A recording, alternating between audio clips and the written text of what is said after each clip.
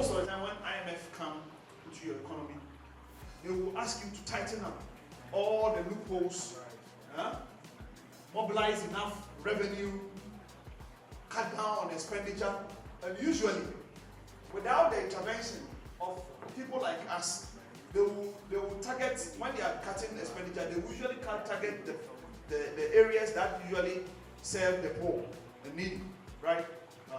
So that is one of the main reasons why people do not like going to the IMF. But then we have all realized that nowadays, if we are able to do our advocacy well, we get some of those aspects incorporated in the program. The number of ministries we have are just too many. Some of them is just duplication. If you have Ministry of Transport, transport is transport. Whether it is aviation or it's railways or roads, they are all transport. You have sanitation.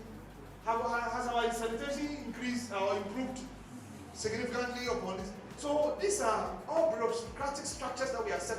That takes away a lot of risk, because once you do that, you are creating new administrative structures. You have to pay people. Now, all the state agencies, like you have the cocoa board, cocoa processing company, which again, GIHOC, all those state-owned enterprises.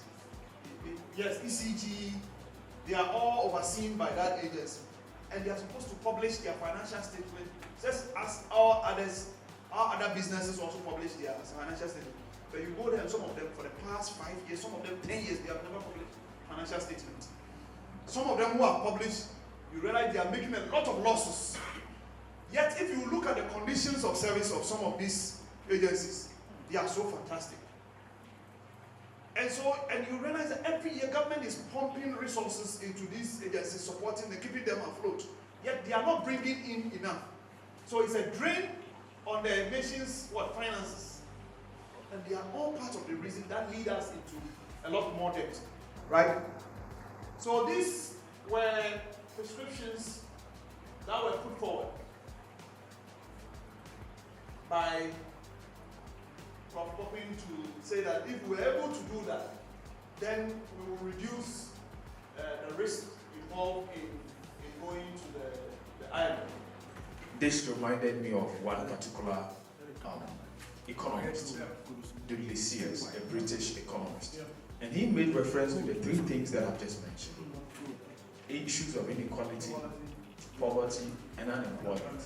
If indeed bailouts are to propel us to the higher heights that we want, why would we still have such issues? Because there's no way you can propel with these issues. Also, I would say that Ghana's issue, our challenges have a lot to do with lack of accountability. There are slippages, there are loopholes, there are whatever, because of accountability. The type of democracy we are practicing in this country is very, very expensive. Last 2 weeks, there was an election in France. Did anyone of you follow it? The president just decided to call early election. And he said, in the next 3 weeks, we are voting. Finish. If you have a campaign to do, just go and do it. The moment we finish the one election, we have started the next one. We have started the campaign like that. Rallies here, t-shirt there. You will not see anybody wearing t-shirt in UK. It doesn't mean they don't have money more than us.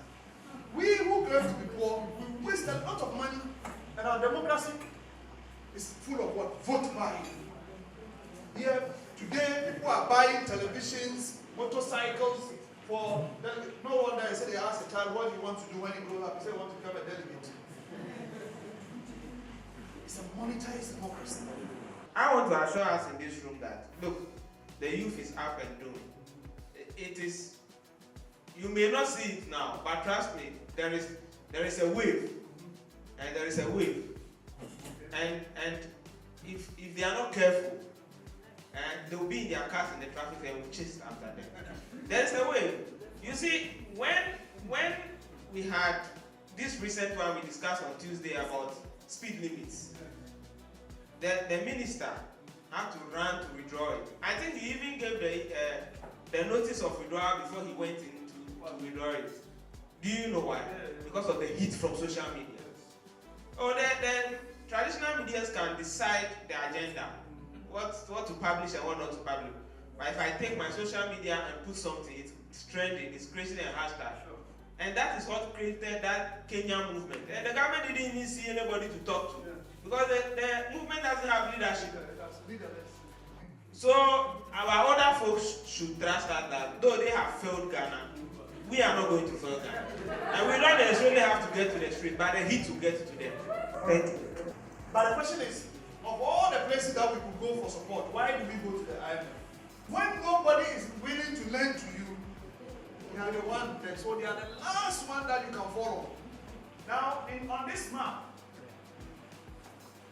the green ones are those who are borrowed from IMF. The gold one, they have never borrowed. Mali, how many times? Mali 21 times. Ghana, 18. We are in a comfortable lead. Now, three countries, Botswana, Eritrea, and Libya, do not have any known record of loans from the IMF.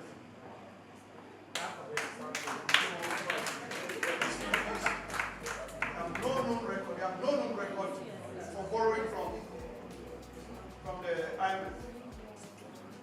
Why can't we be amongst these countries? Now, the reason why a number of times you hear about net freeze in employment when IMF comes around is simply because the problems that they diagnose will include what do you call it? A bloated public payroll. Now, they will tell you that once the payroll is over bloated, you need to streamline it. And you cannot be adding to the bloated payroll whilst you are trying to fix it. So you have to, there will be a net freeze. The net freeze means that you are not going to hire new ones, but you have to, until you clean it up. If there is retirement, then you have opportunity to what? To employ. Or someone dies, or someone resigns, but you cannot hire immediately, because as you have the same system by which they have been beating the system. I mean, they make the same process by which they have been beating the system. They will still be adding to it. So they will freeze it until the wage bill is cleaned up and isn't. So any program that includes wage bill cleanup is likely to come with some of these issues of freezing employment most of the time. I think the current program, that was not highlighted a lot. So they didn't add it as one of them, but the previous one, the 15 or 16 one, there was a net freeze on employment. So you can see that this government is they are still hiring people. Even though we admittedly know that there are issues there to be raised.